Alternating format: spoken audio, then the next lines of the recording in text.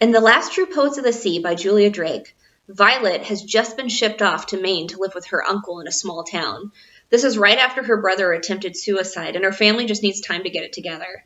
Now, Violet's always been kind of a wild child, staying out late, partying, getting into trouble, and she decides that she's going to use this time in Maine to try to clean up her act a little bit, get it together. In fact, she says she wants to disappear.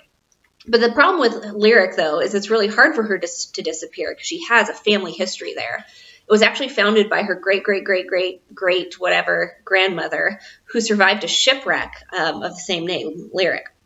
So her family has all this history there. So Violet almost feels sort of this pressure from her family that we come from survivors, we're the people who are resilient, and she's really having a hard time doing that. So while she's in Lyric, though, she ends up meeting a group of friends, and she gets them to help her investigate the true history of the Lyric shipwreck. All this time, she's trying to deal with grief over what happened with her brother, reconnecting with her family, trying to figure out who she is.